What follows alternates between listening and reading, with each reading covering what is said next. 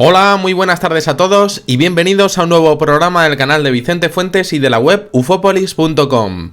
Antes de empezar a contaros la impresionante, con todas las letras en grande, impresionante experiencia que le pasó a un matrimonio de México que me ha remitido por correo, quiero deciros algo.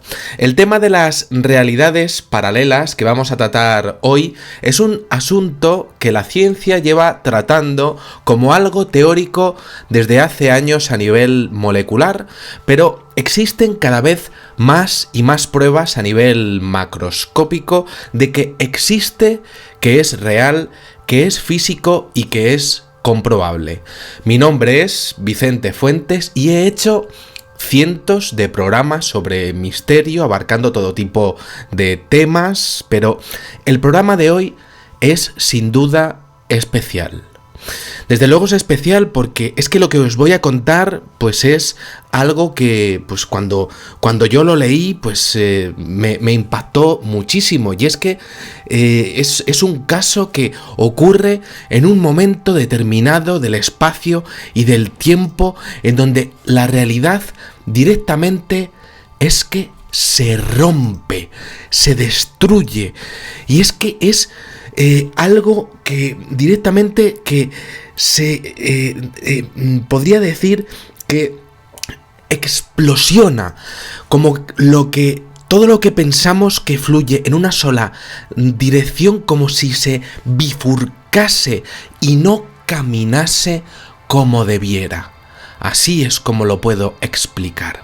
Hemos hablado y os he comentado que el tema de los universos paralelos comienza de repente, al pasar un área, y bueno, pues antes de empezar, pues voy a proponer una hipótesis. Los investigadores tenemos que leer decenas de casos por email y seleccionar siempre los que consideremos que tengan verosimilitud debido a las pruebas presentadas. Pues esto me pasa muchas veces, hay emails de todo tipo y bueno, yo tengo que hacer una selección y nunca puedo realmente responder a todos, ¿no? Pero claro, cuando nos encontramos con casos como el de hoy, con testimonios como este, que te hielan directamente la sangre, pues me vienen a la mente varias preguntas. ¿Y si estas mismas personas que me están escribiendo el email de otro universo paralelo hubiesen viajado al nuestro y se encontrasen igual de confusas que como se encuentran las personas que me han enviado este email? Es decir, ¿se produce un doble cruce? ¿Los de un universo viajan a otro y viceversa? ¿Y a cuántas personas les ocurre este fenómeno de cruce en el mundo, mientras a ellos les está ocurriendo también? Mientras existe su área, también hay otras áreas paralelas a la suya, con otras personas experimentando también fenómenos de universos paralelos. En principio aún no he recibido casos así, en donde, bueno, pues a ellos les está pasando en un espacio y un tiempo, y hay otras personas en el mundo en donde también les está pasando en el mismo momento. Y claro, las personas que experimentan estos incidentes tienen tantísimo miedo, primero de recordar lo que les pasó, y segundo de ser señaladas como raras en este mundo tan brutal y tan infame, que es que prefieren no dar muchos detalles personales, pero bueno, en principio no ha ocurrido algo así todavía, ¿no? Bueno, esta sería la hipótesis, ¿no? De que se produjese un doble cruce. Y esto lo voy a plantear por si acaso, bueno, pues se llegase a producir en algún momento. Venga. Voy a exponer el email y solamente os voy a ir diciendo que os vayáis preparando, que os pongáis cómodos, porque esto no se ve todos los días. Me dice la persona que me escribe. Me dice: hola Vicente, mi correo es por 2 motivos. Uno, para felicitarte por parte de mi esposa y por mí.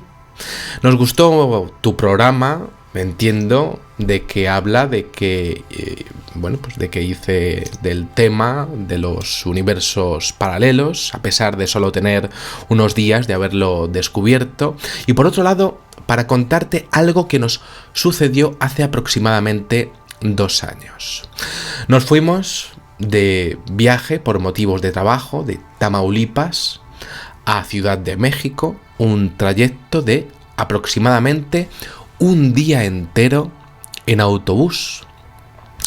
Todo iba bien, un viaje por México normal y corriente, y a mitad de viaje el chofer se detuvo en una de las estaciones a medio trayecto para salir a comer y comprar cosas necesarias para aguantar todo lo que faltaba para continuar.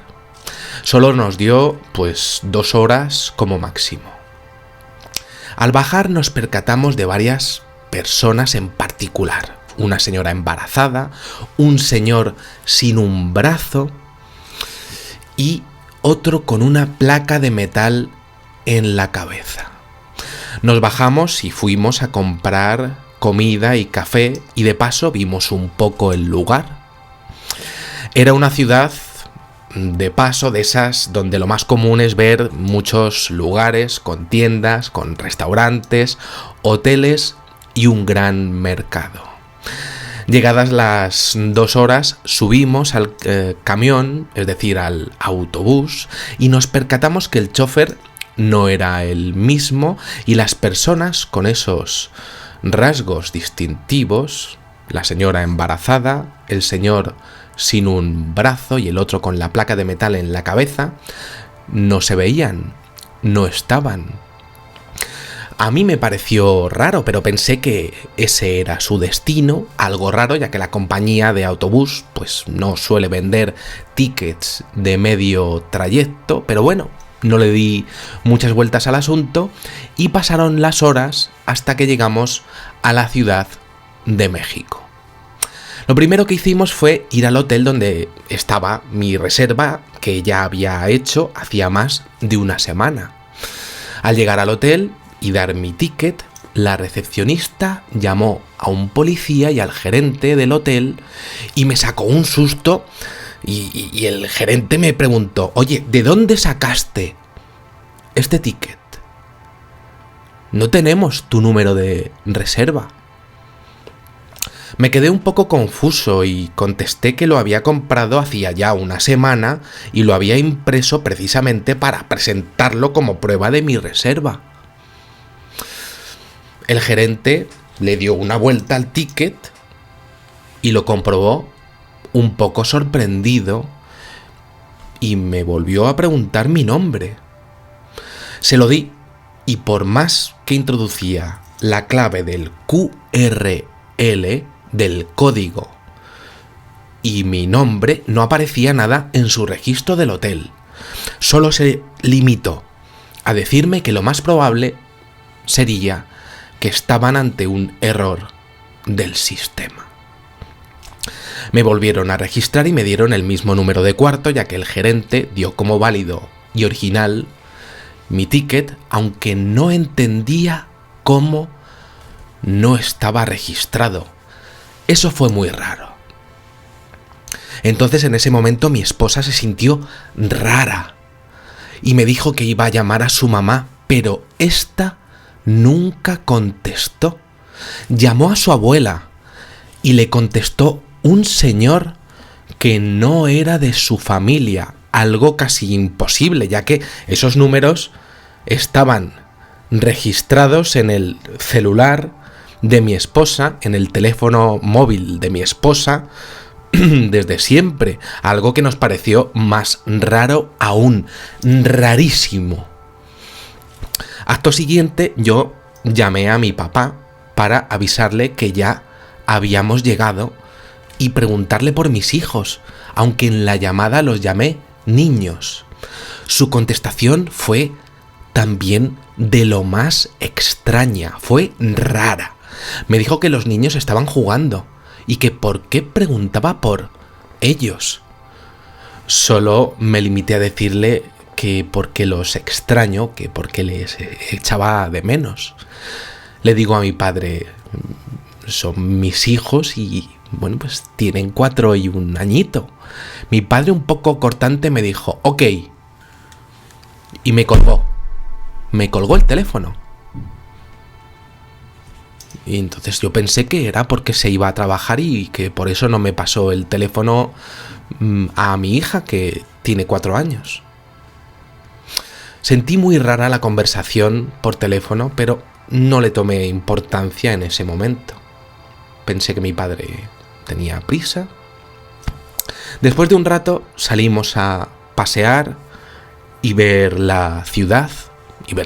Mi esposa se encontró con un amigo de la escuela, pero este no parecía reconocerla. Incluso le dijo que él no conocía a ninguna Daniela que fuera con él en la secundaria y menos de su salón, es decir, de su clase. Mi mujer sintió fea la contestación y al irse su conocido se puso a llorar debido a que ella me había contado que él había sido su mejor amigo en la secundaria cuando aún vivía por allá. La calmé yendo a un restaurante de la franquicia a la cual yo trabajo. La comida fue normal, pero al presentar mi identificación como empleado y escanearla en la computadora para hacerme el descuento de empleado, la computadora me puso en un puesto en el que no estoy. Me marcó como un chef ejecutivo, a lo que me sorprendí ya que yo soy cocinero, no chef, y al presentar el suyo, el de mi esposa, no lo marcó. Y decía número de identificación no asignado, lo que nos pareció raro ya que trabajábamos para la misma empresa desde hacía ya más de 5 años en ese entonces, y me parecía raro que el número de empleado no se hubiese asignado. La gerente, algo enfadada por eso, le pidió su gafet, su código, y lo revisó con sus registros, y resulta que el número sí había sido asignado, pero la persona que tenía ese número ya había sido dado de baja y el nombre no era el de mi esposa. La gerente del restaurante se enfadó y pensó que la estábamos timando, a lo que me pidió el mío y efectivamente aparecía, pero como chef ejecutivo del restaurante donde trabajaba, y mi foto sí era la del registro, sí aparecía mi foto. Dentro de mí estaba asustado. Ya no comprendía cómo podía estar en un puesto diferente, y debido a lo que pasaba, pues me asusté un poco más y le dije que lo más probable era que la tarjeta de mi esposa estuviera mal impresa, aunque solo lo dije con el afán de salirnos un poco del problema. La gerente me dijo, hay chefs que no chequean, que no comprueban lo que hacen las de oficinas, y no es la primera vez que nos pasa esto. Bueno, solo me limité a sonreírle y decir que sí a todo el mundo y que al llegar allá lo íbamos a resolver. Salimos como si nada del restaurante, pero con muchas dudas, y mi esposa sí estaba helada del susto, ya que pensó que la podían meter en la cárcel, y lo primero que hizo al salir de ese lugar fue tratar de llamarle a su mamá, pero otra vez no funcionó. Nadie contestó, así que llamó a su papá y este tampoco contestaba. Mi esposa me pidió ir al hotel para dormir un poco y me pareció raro. ya que era la 1 de la tarde, pero le dije que sí. Así que yo solo fui a las oficinas del restaurante en donde trabajo y al presentarme para entregar el paquete, tenía que entregar un paquete, la señorita parecía que no entendía por qué yo lo estaba entregando, si se suponía que el mensajero de la sucursal lo debía de hacer, no yo. Le dije que aprovechando que esa era mi semana de vacaciones, me ofrecí yo para traerlo. Con un gesto raro, me lo recibió. Al llegar al hotel, vi a mi esposa llorando, ya que al entrar a su Facebook se dio cuenta de que no tenía cuenta de usuario. Algo muy raro, ya que yo la conocí por ese medio. Me asusté y ella estaba temblando, preguntándome qué estaba pasando. Solo la pude decir que no tenía ni idea. No sé qué estaba ocurriendo, no se me venía respuesta alguna. Estaba aterrado debido a todo lo que ocurría. Solo la dije, ¿sabes qué? Vamos a irnos, vamos a salir por la ciudad y a distraer la mente. Estaba temblando. Con lágrimas en los ojos me dijo que sí. El paseo no fue nada raro hasta que llegamos al museo. Ahí fue donde mi cordura directamente saltó por los aires. Al entrar, la persona que me vendió el boleto me saludó muy familiarmente y me dijo que si lo podía esperar, ya que en 10 minutos iba a terminar su turno. Le dije que sí.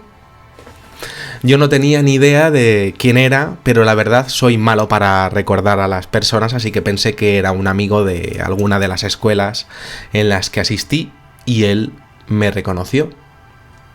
Cuando él se acercó, me dijo, ¿pero qué pasa? ¿No te acuerdas de mí? Y le respondí, pues no. A lo que él me empezó a sonreír y me dijo, ay, es que tú no cambiarás. Si me parecía que no me habías reconocido, soy Arturo, el de la primaria.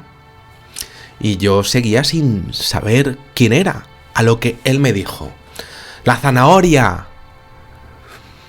En ese momento me acordé de él y un frío me estremeció todo el cuerpo. Traté de aparentar que no había pasado nada y le pregunto lo que cualquiera le hubiera preguntado a alguien que no ves desde hacía mucho tiempo, que si se había casado, que había estudiado, que por qué se mudó hasta allá, cómo estaban sus hermanos y su familia, digo, lo típico. Después de un rato de hablar, él me agregó al Facebook, nos despedimos y mi esposa se dio cuenta de que estaba totalmente pálido. Fuimos a una cafetería y ahí mi esposa me preguntó que qué fue lo que me había pasado y que por qué me había puesto pálido cuando lo reconocí. Le dije que él efectivamente era un compañero de la primaria y lo llamábamos la zanahoria, debido a que una vez se pintó el pelo y quedó del color de una de estas, de lo que sería una zanahoria. Me dijo, bueno, ¿y qué? ¿Y qué más? ¿No por eso estabas pálido? Y le dije que sí, pero que él había muerto debido a que él tenía leucemia y que él murió cuando estábamos en cuarto de primaria y que yo había asistido a su funeral.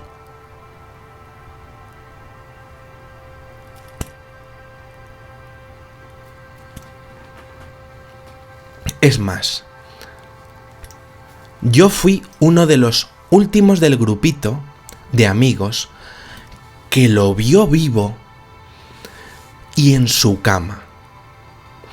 Y luego también lo había visto en su féretro, algo que me había dejado muy triste en esos momentos. Mi esposa solo se limitó a preguntar que qué estaba pasando, porque esas cosas no pasan y que por qué nos estaban pasando esas cosas. Solo miré el vaso de café y le dije, mira, no sé, no tengo ni idea. Pasaron 2 días en los cuales los papás de mi esposa no contestaban. Y los míos no se entendían por qué preguntaban mucho por los niños, o sea, mis hijos, hasta que le dije, a ver, pásame a Alicen, así se llamaba mi hija. Mi madre solo dijo, ¿a quién? Pues a mi hija, respondí. Se oyó un silencio incómodo y me dijo, tú no tienes hijos ni mujer con quien tenerlos. Colgué. Le dije a mi esposa, después de estar 2 días en el hotel, ¿sabes qué? Vámonos. Hablé a la terminal de autobús para comprar los boletos para regresarnos, pero primero pasamos al banco, ya que en ese momento no tenía ya efectivo y otro susto apareció, o más bien no, bueno, juzga tú, Vicente, juzga tú. En mi tarjeta del banco, antes de irnos de viaje, tenía $7.000 y con todo lo que había comprado y consumido, pensé que quedaban $4.000 o $5.000, pero no. El cajero ponía en plata la cantidad de $125.050,70.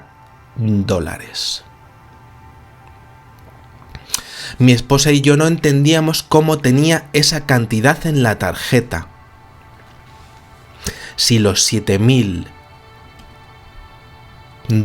que teníamos ahorrados los habíamos ahorrado por más de 1 año. ¿Cómo era posible eso? Bueno, pues decidí sacar 10.000. En eso mi esposa trató de poner su tarjeta para ver cuánto tenía, pero en la tarjeta suya no estaba operativa. En la pantalla del cajero decía chip no válido o dado de baja. Ya estábamos lo suficientemente asustados para entender eso, para entender lo que estaba pasando, y traté de ponerme serio y traté de calmarme. Al llegar a la terminal dimos el dinero, nos dieron los boletos, el mismo trayecto, ahora de vuelta, Ciudad de México, a lo que sería Tamaulipas, todo más o menos lo mismo, pero esta vez me fijé más en las personas. Y le pregunté al chofer que si en el destino intermedio iba a haber cambio de chofer. Me respondió que no, y que eso no se hace nunca. No se acostumbra a cambiar de chofer a menos de que éste sufra un accidente.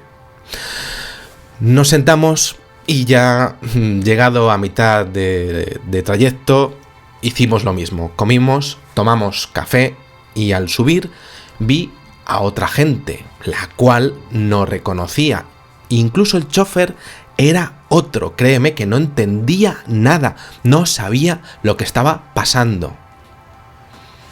Es la primera vez que me encontraba aterrado de lo que estaba sucediendo. Fue, créeme, una sensación horrible. Mi esposa ya estaba llorando aterrada y creo que pensaba lo mismo que yo. ¿Qué estaba pasándonos? Cuando llegamos a la ciudad donde vivimos, tomamos un taxi y directo a la casa donde vivo le pedimos que si podía ir lo más rápido que pudiese ir, y así fue. Al llegar vi a mi madre con mi hijo de 1 año en brazos, dormido, y mi madre me vio con una expresión de dudada. Y me dijo, ¿no que iban a estar 1 semana?